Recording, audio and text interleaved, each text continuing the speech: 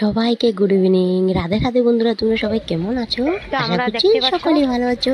আমি সোনালির একটা ব্লগে অনেক অনেক স্বাগত, অনেক অনেক ভালোবাসা দিয়ে আজকের ব্লগটা আমি বিকাল থেকে স্টার্ট করেছি। তা আজকে যাচ্ছি আমি গণেশ পূজা ঘুরতে।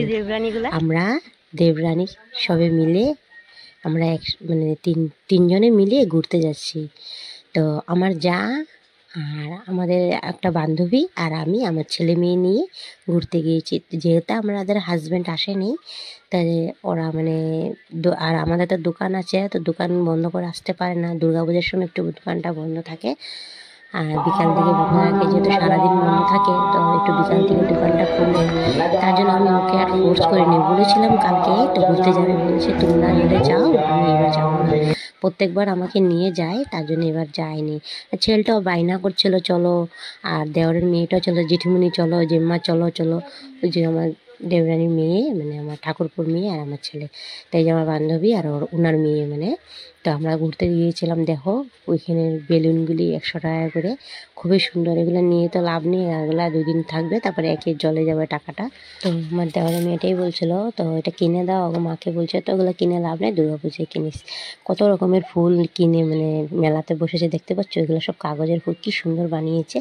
ইয়াররিংস, টপ, খুব সুন্দর। এগুলো বেলুনসগুলো দেখতে পাচ্ছ, তুমি সামনের থেকে তোমাদেরকে দেখাচ্ছি, দেখতে খুবই সুন্দর। বাট যে ঘরে নেওয়ার সাথে 2 দিন থাকবে আবার একই হয়ে যাবে। তো গত বছরও কিনে দিয়েছিলাম, তো বার হয়ে গেছি একটা মণ্ডপ থেকে, আবার এই মণ্ডপ থেকেই ঘরে যাব। তো যেহেতু আমাদের রাস্তা একটাই, ওদিকেও আছে, ওদিকে যাব না, যেহেতু ঠান্ডা শুনশান রাস্তা, ওদিক থেকে আমরা যাব না। তো এদিকে দেখতে পাচ্ছ আরেকটা গণপতি বাবা দেখতে এসেছি। এ দুটোই দেখবো, বেশি দেখবো না, যেহেতু রাত্রটুকু অনেক হয়ে যাবে, রান্নাঘরও আছে ঘরে। হঠাৎ প্ল্যান বানিয়েছি আমরা, চল রে যাই ঘরে রিল দেখার থেকে ঠাকুরের দর্শন করে আসি আমরা গণপতি বাবার। গণপতি বাবা ওর পরিয়ালকে নিয়ে এসছে, ওর মা, বোন, পাপা ওদেরকে নিয়ে এসছে, দেখতে পাচ্ছ। আমি ক্লোজ করে তোমাদেরকে দেখিয়ে দিচ্ছি। তো প্রচণ্ড ভিড় হয়েছে এই জায়গাটা, সামনে গিয়ে তোমাদেরকে দেখাবো অল্প করে। এখানে গান বাজনা এরকম একটা চলে নেই। উপরে ডেকোরেশনটা দেখতে পাচ্ছ কি সুন্দর করে করেছে। কালকে আসেনি, কালকে আসলে একটু ভালো হতো। তো এবার ভেবেছিলাম আমি ঘুরবই না বলে, তো যেহেতু 2টা দিন পার হয়ে গেছে, ছেলে মেয়ে থাকলে বায়নাগুলো তো যেতে তো হবেই না। তারপরে ওদেরকে নিয়ে বার হলাম আমি। দেখো গণপতি ব্যাপারটা কি ভালো লাগছে, ক্লোজ করে দেখিয়ে দিলাম তোমাদেরকে। গণপতি, মাতা, পার্বতী, শিব সব চলে এসছে। তো যেহেতু বেশি দিন নেই, দুর্গাপুজো এসে পড়েছে, তখন বার হয়ে যাবো আমরা। তো বার হয়ে গেছি, ওদেরকে বলছি তারা ফুচকা খাইয়ে দেবো, তাদেরকে ফুচকা কিনে দেবো। তখন দেখতে পাচ্ছ মণ্ডপটা কি সুন্দর। দেখো ওদেরকে এখন ফুচকা কিনে দিয়েছে সবাইকে। তো আমরা ফুচকা খেয়ে নে, আইসক্রিম ওদের সাথে আমরাও একটু কিনে খেয়ে নিলাম, 20 টাকা মতো কিনে খেয়ে নিয়েছি। তো আইসক্রিম এখন কিনে দিয়েছি, দেখতে পাচ্ছ। আর একটা কথা বলাই হয়নি, যে সমস্ত বন্ধুরা প্রথম থেকে সাথে হয়েছে, পাশে রয়েছে, তোমাদেরকে অসংখ্য ধন্যবাদ।